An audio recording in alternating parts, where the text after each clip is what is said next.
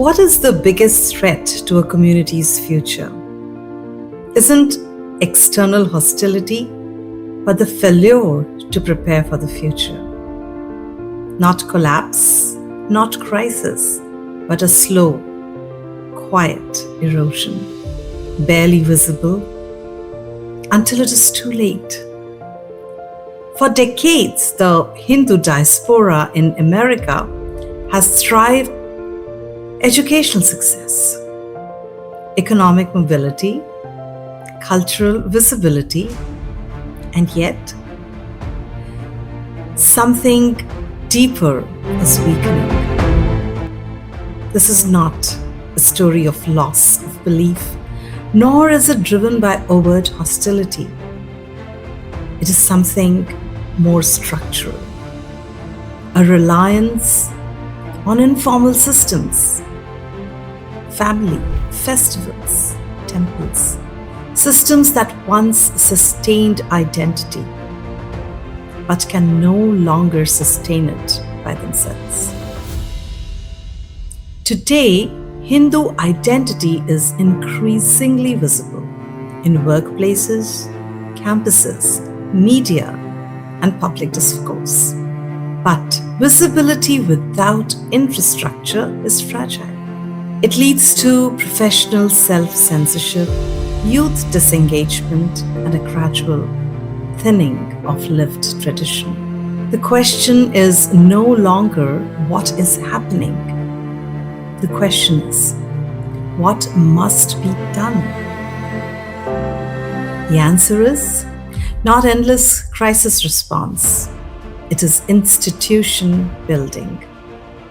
Durable, professional, coordinated institutions. This framework proposes 8 foundational pillars for long-term cultural continuity. Every durable community begins with financial stability. Today, Hindu philanthropy is generous but fragmented. Temples, non-profits, initiatives, all drawing from the same pool. The result? Short-term efforts, donor fatigue, limited scale. The solution? A centralized, professionally managed endowment. Not reactive charity, but sustained investment. From donation to long-term continuity. Discrimination rarely begins with headlines. It begins quietly. An awkward question in a classroom, a hesitation at work, a label without basis. These moments accumulate.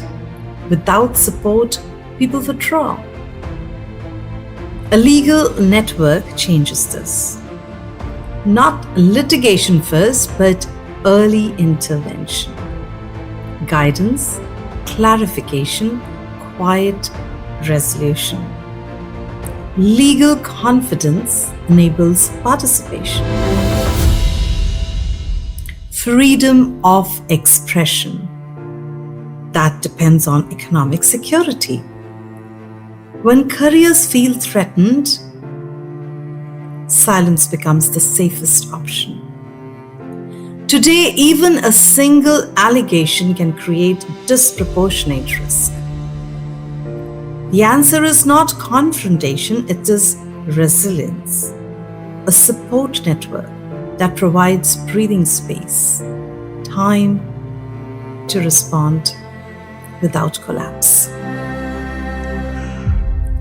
No minority civilization survives without an education system that proudly transmits its values, history, and worldview to the next generation. Every successful diaspora eventually builds its own educational institutions, schools, learning programs, universities that teach children who they are, where they come from, and why their heritage matters. In majority societies, culture reinforces itself naturally. In the diaspora, it does not.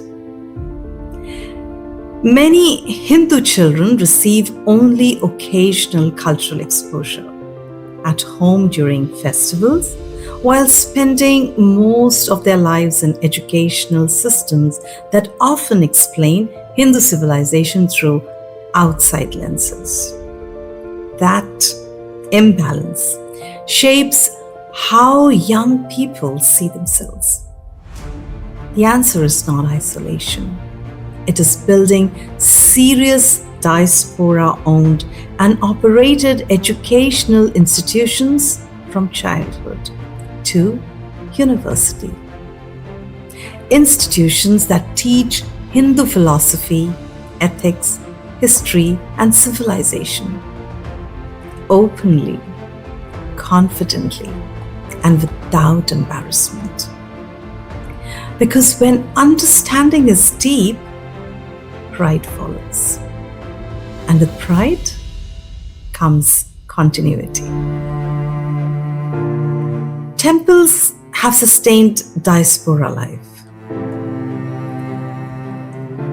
But ritual alone is no longer enough. Without education, meaning fades. Temples must evolve from places of worship to centers of learning, where knowledge is structured and transmitted consistently. Without this shift, form survives but depth declines. In today's world, perception shapes reality. Communities without strong media and advocacy institutions are defined by others. When a community does not speak for itself, its image is shaped by outsiders. What is needed is a professionally run media and public advocacy network. Writers, journalists, researchers, digital media teams, public affairs professionals, and trained spokespersons, working in a coordinated and professional way, consistent, credible, and proactive. Because when you do not tell your story with confidence and clarity, others will tell it for you. Civilizations survive not only by preserving their past, but by shaping the future. Today, most discussions about Hindu civilizations in universities, media, and policy circles are shaped by outsiders. Very few institutions exist that can explain Hindu philosophy, ethics, history, and civilizational ideas through serious and informed Hindu scholarship. What is needed are professionally run Hindu research and policy centers, institutions that produce serious scholarship, train scholars, engage universities, and bring Hindu perspectives into modern discussions about ethics, education, psychology, culture, and public life. Not merely defending Hindu civilization from criticism, but contributing ideas and knowledge to the modern world.